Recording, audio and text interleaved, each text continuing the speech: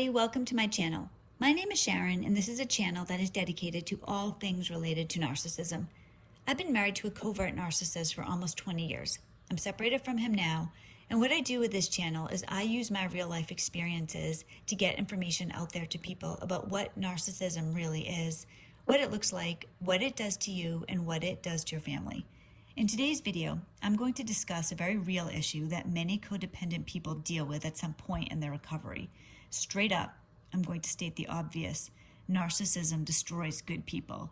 Narcissism is like a little tiny seed, and when it's watered and encouraged by enablers, it eventually can become something massive that completely takes over everything in its path. Or it's like a virus. It rips through families. Everyone is infected but one person. And that one person now is expected to take care of everybody else. If this is you and you are the one person who somehow became immune from narcissism, welcome to hell. My focus today is going to be what to do when you are in a narcissistic relationship surrounded by people enabling the narcissist, and you are expected to be a lifelong doormat for everybody else to wipe their feet on. You are in for the fight of your life when you're trying to escape from this type of hell. When you no longer live in ignorance, reality is unbearable. And that really is the situation for so many of us. For years, decades even, we lived in ignorance. I grew up in a narcissistic family. I went on to marry a man who also grew up in a narcissistic family. Textbook situations occurred, but until a few years ago, I didn't even know what narcissism was. And that really is the point of my channel, education and support. I tell my story to help other people know that they're not alone, because you do feel alone. When you wake up and recognize what is going on and you don't know anybody else who goes through this, you feel like you're going crazy and that you are completely alone with nobody to help you. The reality is that while you may not know anybody personally who has experienced this or who is experiencing this, there are so many of us, unfortunately, out there. Everything that I say on my channel is true. I'm really going through this. This is real. I'm a real person. So many of you, if you read the comments, are also going through this. I get so many emails from so many wonderful people that tell me what's going on in their life. This is real, and there's so many of us out there. This is a tragedy of epic proportion. However, at the same time, I want to offer hope, because when you have hope, when you can see what's really going on and you recognize reality, you can get free. You don't have to perpetuate this family cycle into another generation. These type of things really do run in family. These narcissistic families have rules. Typically one parent will be a narcissist, the other is codependent. Then the kids will be either golden children or scapegoats or black sheep. Then those kids grow up to become either narcissists or codependents themselves, and another generation begins. So if you're like me and you grew up to be codependent and now you are expected to have everybody walk all over you and you don't allow it, you woke up and you refuse to play the game anymore, oh my, watch out. That's not going to go over well. So we're going to talk about that. For my entire life, I have been the black sheep or the scapegoat in my family. The reason for this is that I never fell into line. From a young age, I don't know how this happened. It's a blessing and it's a curse. I resisted the indoctrination. The indoctrination of narcissism failed on me, but that caused me a lot of problems. My father is a very cruel, overt narcissist. I never remember feeling anything but hatred for him. And I had predictable problems in my teens. I had daddy issues, an eating disorder, low self-esteem, people-pleasing. I never felt good enough or pretty enough. My worth as a person came from other people. It didn't come from inside myself. And it has to come from inside of yourself. You have to be confident in yourself. Other people don't matter, but when you grow up in this environment and you're encouraged to be a person that everybody else wants you to be, not who you really are, then you're going to grow up with severe self-esteem issues for a long time, over 10 years. The number on the scale was my worth. It kept going lower and lower. And that was 100% a consequence of the environment I grew up in. I decided, I'm almost 5'4". My father always, literally, it was every day he would talk about weight. He would make fun of overweight people. You had to be skinny, A moment on the lips, a lifetime on the hips. That's all I heard. And I was always thin, but I wasn't thin enough. So I decided at just about 5'4", I was going to weigh 95 pounds. So I went on this diet, and this is how eating disorders happen. So I'm going on this diet, and I got down to 95 pounds. So here I am, I'm 95 pounds, I reached my goal weight. But at that point, it was triggered. You know, the eating disorder was triggered. I had low self-esteem. My family encouraged this. So I decided at that point I was going to go a little bit lower. So I would be like 92 or 93 pounds. That way I had like this like buffer zone. That's what I thought. Then I got down to 93 and 92 pounds. And of course, predictably, now, you know what? Maybe I should just get into the 80s, just a little bit lower. Now I'm 89 pounds, 88 pounds, 87 pounds. It keeps going lower and lower. I got to 80 pounds, and you can imagine what happened after that. Then I decided, you know what? I really need to be in the 70s. Now, I never did get into the 70s that I was aware of. 80 was the lowest weight that I ever was aware of. But still, I'm a hair under 5'4", and I weighed 80 pounds. I was extremely skinny. The school system got involved in this. My parents were outraged at the school system. They thought I looked good. They supported my eating disorder. This is the type of thing to understand. When you are in a narcissistic family, you are not with sane people. These are people that don't see you. You're not a person. You are an object. That's really how they look at you. And particularly if you are a lesser person, you know, if you're the codependent and somebody else in the family is the narcissist, you're not their equal. You're lower than them, and they're not going to lower themselves to you. It doesn't matter to the narcissist what you feel. You're not a person. So nobody cared about me. If you're the codependent, this is how it is. I have a 17-year-old daughter right now. She's exactly the same height as me. If she started dieting and was losing so much weight that other people were commenting on it, well, first off, it wouldn't get to that point because I would notice this. But if other people were commenting on her weight and telling me, wow, she is really skinny, I think there's a problem there. There's no way that it just wouldn't even be comprehensible that I would say, oh no, she looks great. No, but this is how it is. Narcissists see you as an object, what you can do for them. So I was the skinny one. I was the pretty one. That was my identity. That was all that mattered. So later, when I married a narcissist, this was great. Now, I didn't know I was marrying a narcissist. Like I said, I didn't know until a couple of years ago. When I got married, what was really important to me was that I marry somebody not like my father.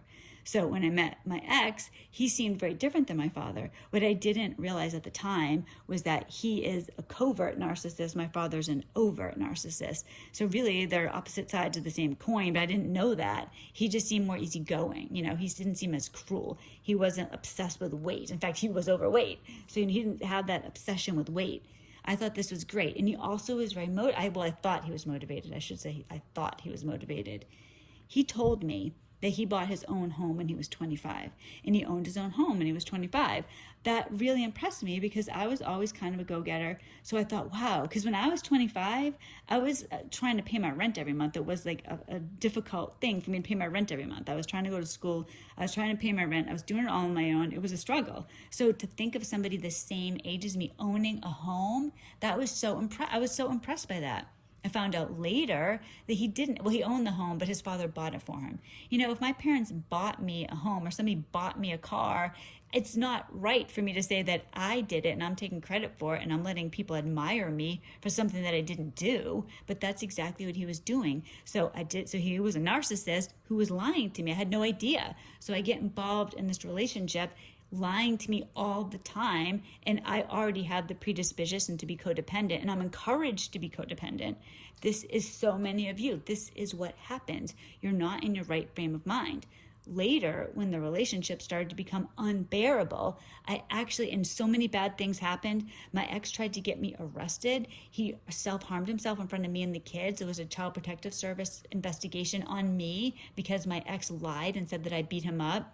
Now, the thing is, you should see my ex compared to me. There's a huge size difference. Nobody believed him. But if somebody expresses the allegation, they're going to go ahead with the investigation. So all these bad things happened. He drove drunk with my kids. He was abusing me. He was abusing his children. He was putting our family in terrible financial debt. I kicked him out of the house, and I confessed to my parents what was going on.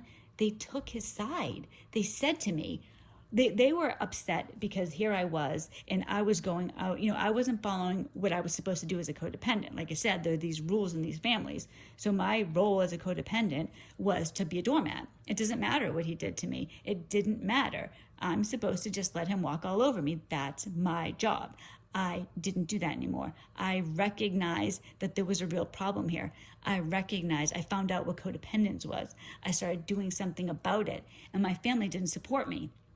They told me, because they didn't like that, how bad it looked, that now I was a single mother. No, that's not acceptable. That doesn't look good. You need to just put up with it. You married him. You need to put up with it. Let him live in the basement. That's what my mother said. Let him live in the basement. It didn't matter what he did. That's the thing. That's what I'm trying to say.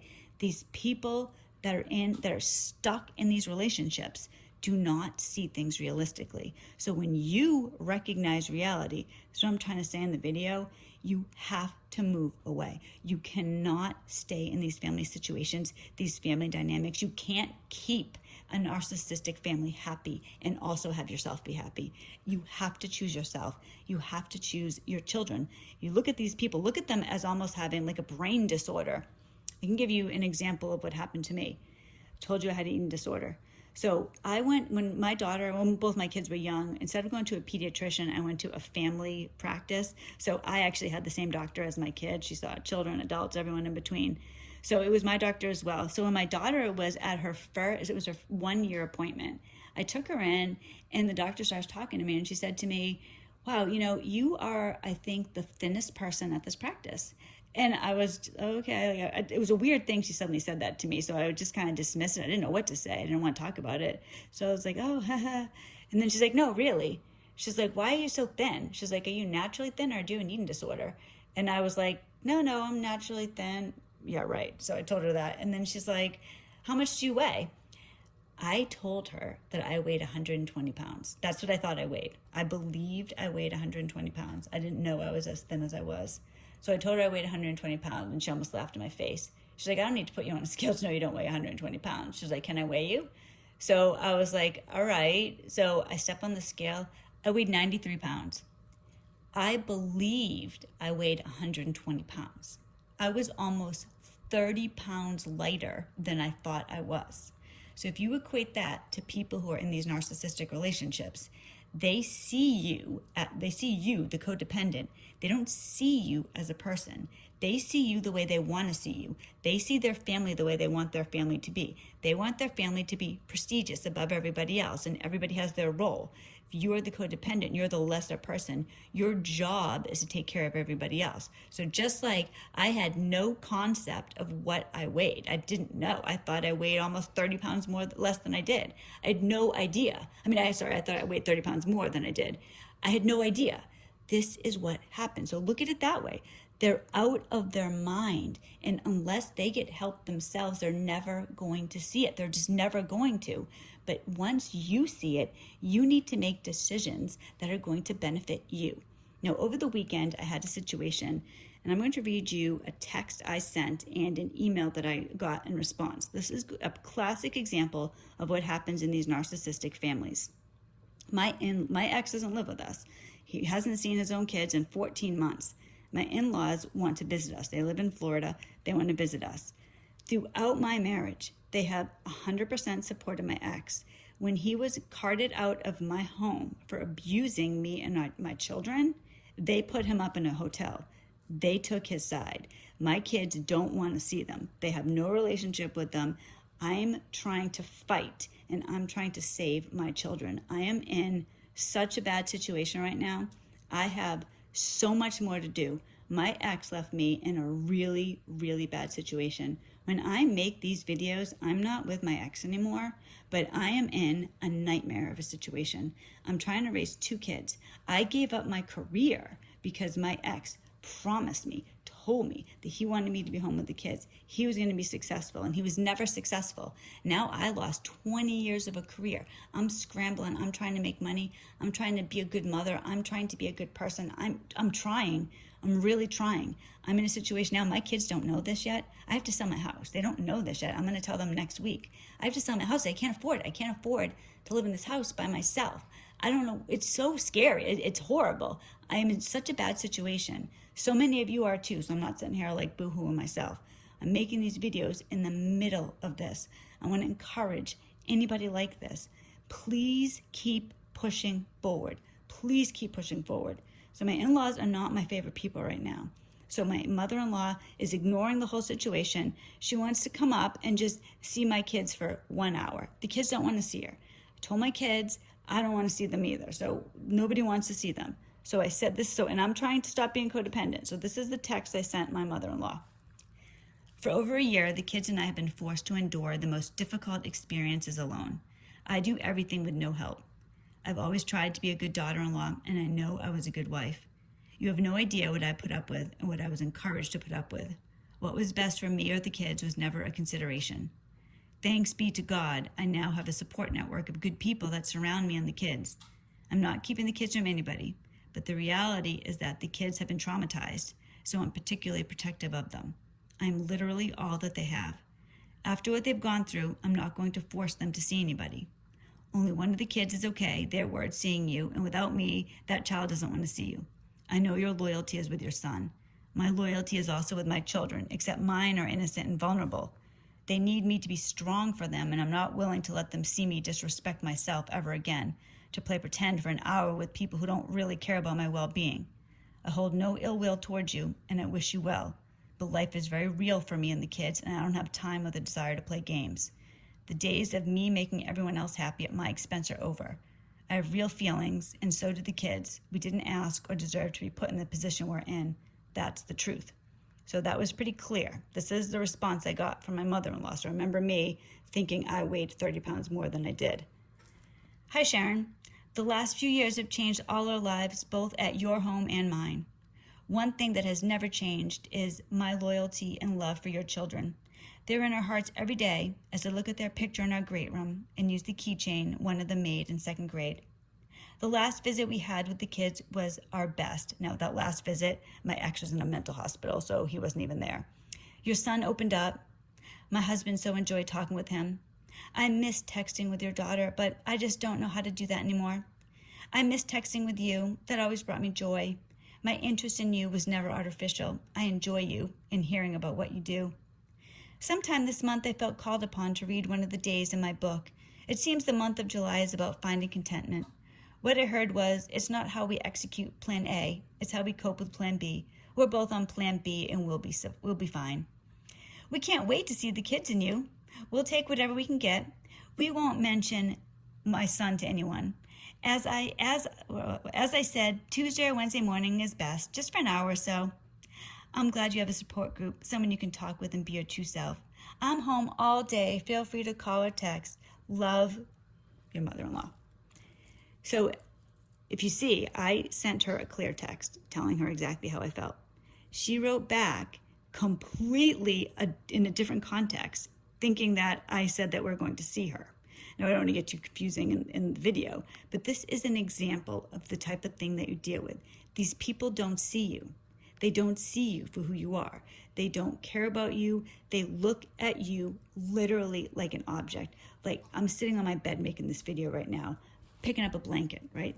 This blanket is the same as me. Its value is in what it can do for me. It doesn't have any value in itself.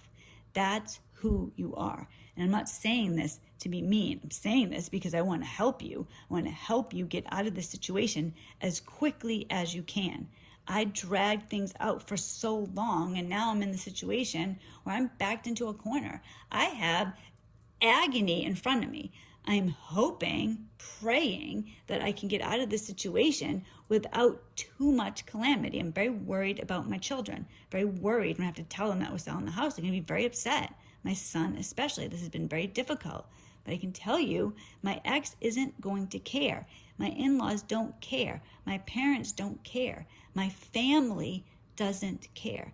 The only people that care about me are people that aren't related to me. So if you are in one of these family situations, you're in the middle of this dynamic and you are the one who has resisted the indoctrination, your only option really is to get out of the family. You have to go no contact. It's the only way you can be free. It's the only way you can breathe.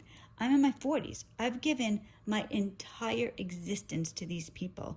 I have done everything for everybody else my entire life, and I'm not willing to sacrifice myself for 1 second longer. I'm not willing to sacrifice my children 1 second longer. They have a chance. They have a whole life ahead of them. My life's half over. I hope the rest of my life can go great, but their life is just beginning, and I owe them everything that I can give them. So do you. We can all start over. We can all have the life that we deserve. And certainly nobody deserves to be in a jail cell of narcissism. When you are with a narcissist, when you are in one of these family dynamics, you are in a little box and you're not allowed to breathe. You're not allowed to play. You're not allowed to smile. You have to be a certain way 100% of the time. Everybody else gets to do what they want, and you're stuck in this box. You're stuck laying down flat on your back and letting people walk all over you. So please take this video with what I'm intending it to be: a truth bomb in your life, a reality check. The longer you stay in that box, the worse it's going to be. I'm in the situation now. I'm busting out. I'm trying to break out. I'm trying. I'm scared to death. I'm not going to tell you that I'm not scared to death. I'm terrified. I hate the situation that I'm in. I really do. I know so many of you do as well. And it's such a nightmare. But I can either stay in my box, climb back in my box, call my ex and tell him to come home, or I can fight. I can fight for me. I can fight for my children. I can fight to have a real life, a life free of narcissism. Because the reality is, after my divorce, if I'm standing there with my kids at my side with $2 in my pocket, at least I'm free. And you cannot put a price on freedom. All of us. The goal has to be freedom. The goal has to be love. It has to be security in our own hearts, our own minds, our own souls. Thank you so much for watching this video. Truly, I am grateful for everybody who supports me, who supports my channel, and I support all of you going through these terrible narcissistic relationships. I'm so sorry. I understand, and you are not alone. Please never think that you're alone. You really aren't. There's so many, too many of us out there, but we are the good ones. We are the ones that can change the world. The narcissists, they're always going to be that way. They can't change. They see everything as evil. They just want to dominate everybody. We can go out into the world and love people. We can love our children. We can show them life doesn't have to be this way. You don't have to be put in some box. You can be your own person. You can be more than a number on a scale. You can be more than a pretty face. You can be more than anything that somebody else tries to make you be. Who you are is what matters about who you are is who you are inside. And I love my children for who they are inside. Everything on the outside is just extra. It's just fluff. Inside is what matters for all of us. So thank you so much. Thank you for watching this video. If you like the video, please give it a thumbs up. If you haven't already, please consider subscribing to the channel. I make videos every Monday, Wednesday, and Friday on all things related to narcissism. So if all goes well, I will see you on Wednesday. God bless every one of you.